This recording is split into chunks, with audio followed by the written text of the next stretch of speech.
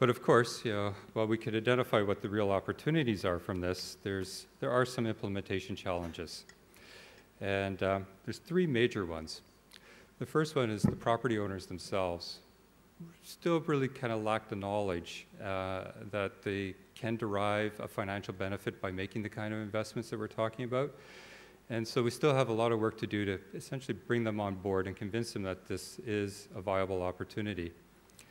And then the scale of what we're talking about is fairly large, and it goes beyond, as I've tried to highlight, more than just kind of the physical retrofit of the building, but also bringing in social and economic aspects too. So how do you go about organizing a large-scale, multifaceted project?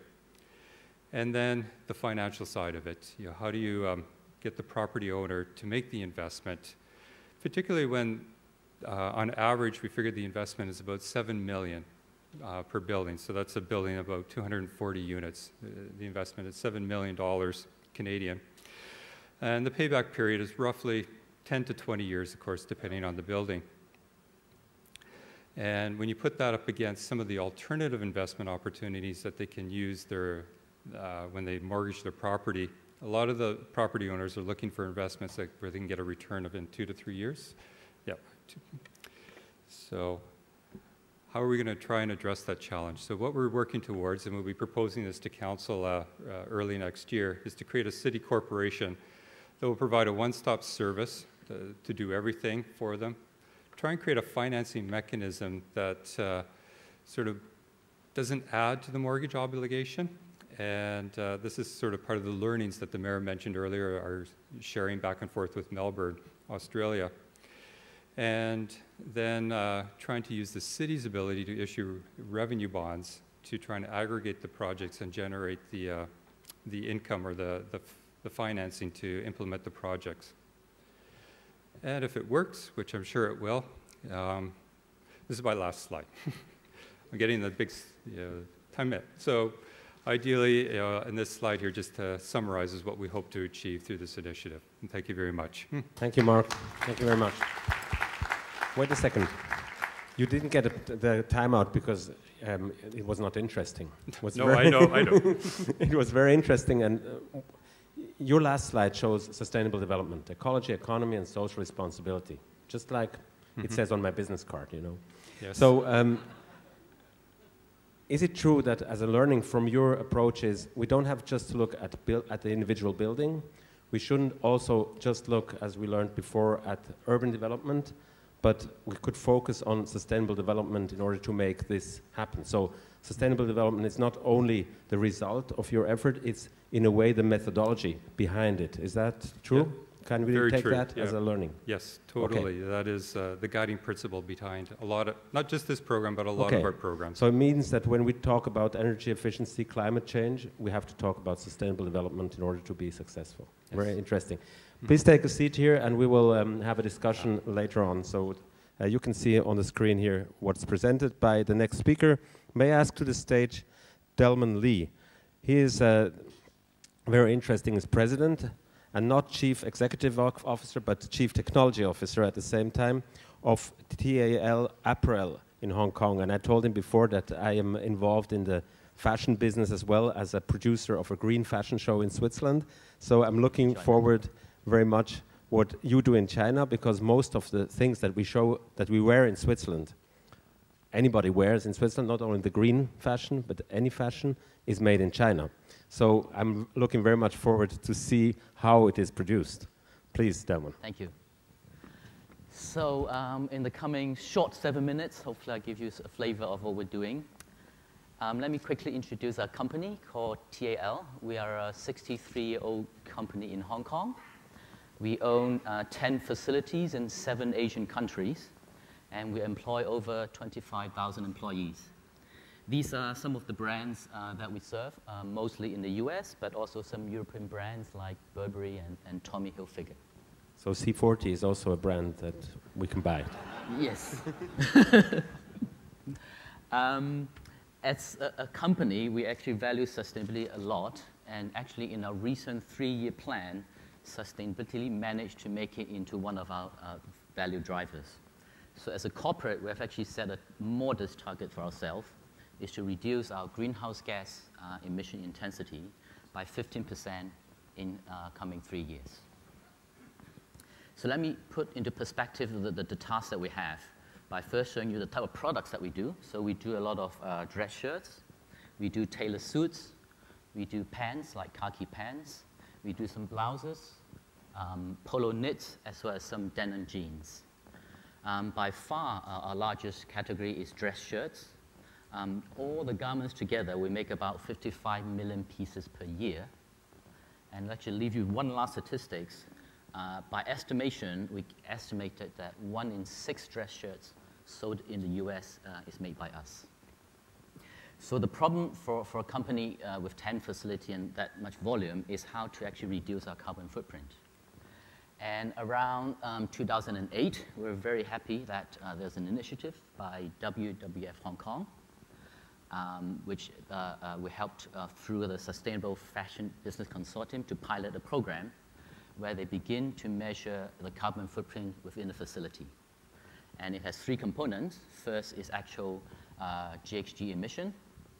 Second, whether the facility has best practices.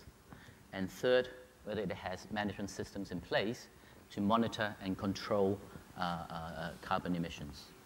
And what we like about it, of course, is that we actually get a recognition, a certification from WWF. And we're very happy that we actually got a silver certification from the pilot. The type of building improvements that we made are, for example, some of these. We converted 80% of our lighting to T5, and we're beginning to introduce LED lightings. In the facilities, we did a lot of improvements, small and big, heat insulation, steam traps, variable speed drives in our compressed air and air conditioning systems. We also do some wet processing in our plants. So our wastewater treatment plant, we also put in some oxygen sensors to make sure we have enough oxygen concentration in the AABC system. And for electricity, we actually did better capacity maintenance and improved the efficiency of distributing electricity from 92 to 99%. It's good that we make all these improvements in one plant. The big picture for us is how to actually roll these types of improvements across 9 of our other plants in Asia. So that's one of the reasons for choosing LCMP as a standard, as a ruler, where we can actually teach all our 9 plants how to do efficiency improvements and carbon reduction. So I'm very happy to say, actually, after only 8 months of introducing the LCMP framework, one plant actually achieved 14% reduction in emission intensity already. So I'm very confident that the other 9 plants, after seeing the achievement of this plan, will speed up and get our corporate target. The even bigger picture for us is that, what about the industry? The LCMP framework is for a plant. All 10 plants is under my control, so I can choose the standard. But being a vendor in the apparel supply chain, there are actually a lot of standards being imposed by our customer and brands from the US and Europe. And as everybody knows, the nice thing about standards is there's so many of them to choose from. And that's a nightmare for a vendor upstream in the supply chain. You could imagine that for programs, a social compliance program that has been around for 10 years or more, our plant, a single plant actually gets about half a dozen of audits every year, and auditing, roughly the same thing. And let me end with a, it's not quite what I want, but okay. Let me end with a story that is a folklore in social compliance already. The story goes like this. A customer goes and visits a factory. She was very impressed by the productivity and morale of the team in the factory. But during the tour, she found something quite puzzling. And at the end of the tour, she asked, how come at that corner of your facility, you have a fire hydrant, we can roughly see it, you have a fire extinguisher, you have a bucket of water, and a bucket of sand. So the general manager of the factory smiled and answered back and says, well, the fire extinguisher is required by you, the bucket of water is requested by another customer, and the bucket of sand is another customer. Or the bucket of sand is the one that works. That's what customers do. So I'd like to leave you with a wish of mine, is that as as environmental sustainability goes down this road of having some standards and audits and etc., that it does not fall into the same pitfalls that social compliance has fallen into for the past 10 years. Thank you very much. Thank you. I have a question also for you.